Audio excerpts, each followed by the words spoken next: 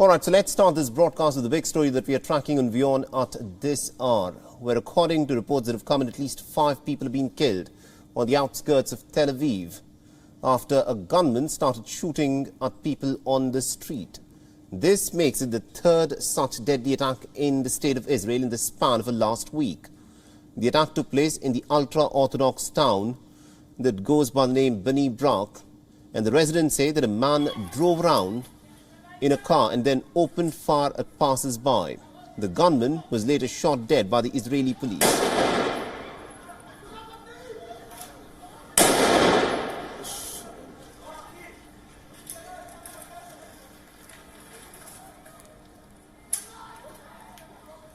An eyewitness described the harrowing incident. Listen to what the eyewitnesses had to say. איזה פחד, שם למטה הוא יוריד מישהו, נראה לי הוא הרג מישהו. וואי, איזה פחד.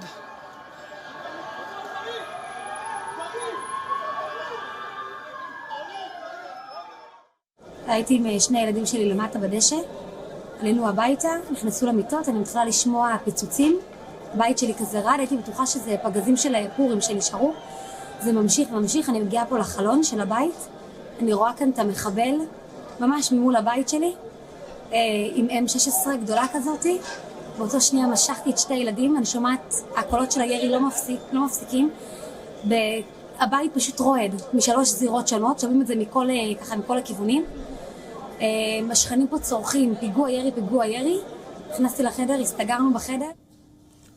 At this point of time, no one has claimed responsibility for the attack. The shooting on Tuesday has raised the number of people who have been killed by gunmen in Israel to 11. This is the sharpest spike in the number of attacks on the city streets in years. And Prime Minister Naftali Bennett has acknowledged this and has vowed to deal with such attacks with an iron fist.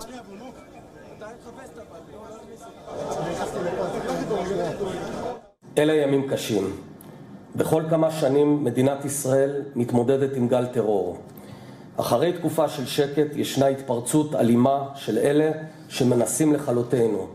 אלה שרוצים לפגוע בנו בכל מחיר.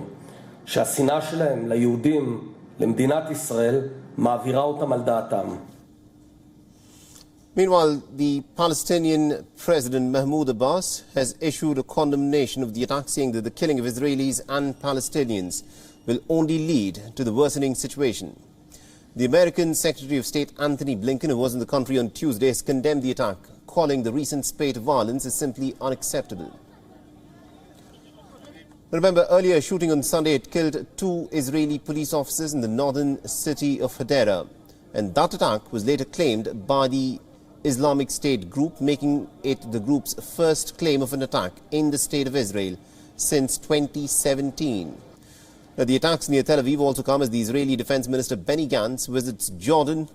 He met King Abdullah II in a bid to ensure calm in the Palestinian territories during the month of Ramzan.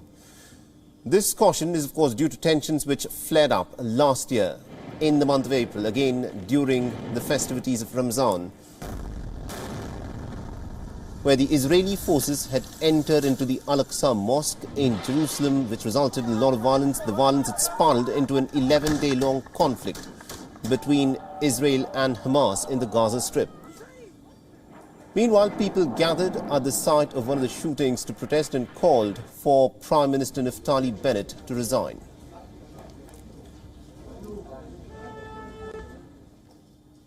And to give us more updates in terms of what's exactly happening with these spate of attacks, we're being joined by our correspondent Jody Cohen, who's joining us live from Bnei Brak, the area where the attack in fact took place. Jody, bring us up to speed with what's exactly happening there. Who is said to be behind these attacks? Right, Mohammed, so I'm actually in Bnei Brak at the scene of one of the attacks. You can see behind me there are a number of candles on the ground in memorial to the people who were killed. These include 5 people we know have died, 1 Arab Israeli policeman, 2 fathers of young children, including 1 father who was actually out walking his toddler in a stroller and shielded his toddler and saved his life. And he's left behind that son and his wife, who was also pregnant, and also a son of a prominent rabbi here who was who died himself last year from COVID-19. And we're also hearing that 2 Ukrainian nationals, actually the 2 who died at this spot were from Ukraine. We have no idea yet if they were refugees, but they're believed to have been working in the construction site that you can see around me. I can see in the buildings bullet holes. You saw bullet holes next to a window, and apparently some children were actually at the window when the attack was taking place. So more near misses, more people injured there. And as you said, this past week has seen more terror attacks than at any time since 2006, with 11 people killed. What's also interesting is that the attacks have taken place across the country. So Beersheba in the south, Hadera in the north, and now Bnei Brak in the center of the country. It's taken place. The victims have included Arab Israelis, Jewish religious, secular. So really, it's, I think the message is that unfortunately these terror attacks can take place at any time and at any place and targeting anyone. Absolutely, indeed. And at this point of time, Jody, do we know anything about the person who carried out this attack? We're given to understand that he was shot dead by the police, but do we know anything about the precedents of the man who carried out this attack? So the previous 2 attacks that have taken place this week were claimed by Islamic State. There's no word on that yet. We know that the terrorist came from the West Bank and was working illegally at a construction site here. And he had previously served a 6-month prison sentence for terror ties and illegal sale of weapons. Hezbollah and Hamas supporters have been seen dancing on the streets, handing out sweets, celebrating this attack. We also know that Islamic Jihad has praised the attack, much like the previous 2 attacks, but no word yet on who claims responsibility for this attack.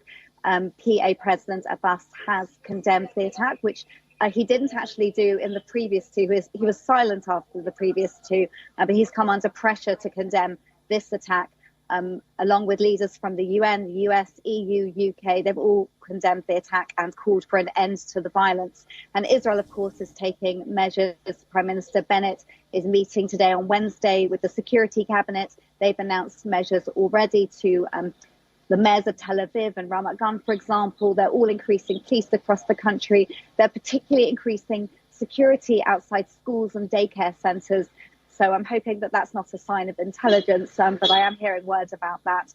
And then we've got Mansour Abbas, the head of the Ram Party, who is in the coalition government. Isawi Fridge, who's the regional cooperation minister, sending out the message that we want to live together.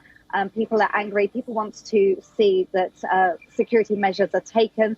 There's also diplomatic measures. As you said, there's been the meetings. We've had the Negev summit this week. We've had meetings with Secretary of State in the US, Antony Blinken. And there's been meetings with the Jordanian king. And today, President Herzog is also due to meet with King Abdullah in Amman. So we are hearing that there are meetings going on, calling for cooperation in preventing an escalation. I don't know if you can hear behind me, but there's wailing behind me. And that is a funeral that's taking place as we speak for one of the people who have been killed here. Absolutely, indeed. And Jody, my last question to you is, the first 2 attacks that have taken place over the course of this week have been claimed by the ISIS. For people who are watching this around the world, what you'd like to know is how active is ISIS and how is the Israeli security establishment planning to deal with this threat? So we know that the Israeli security establishment have arrested, I think it was 11 people. They said that I've identified some Islamic State cells within Israel. We don't know yet whether or not they're working in coordination with Hezbollah, with Hamas, with Islamic Jihad. There's more that will come out inevitably in the days to follow on that. And in terms of the security measures, I know that Israel has, Prime Minister Bennett has said that they are strengthening security, increasing the police presence, increasing the cooperation, importantly, with the Palestinian Authority as well, with Jordan.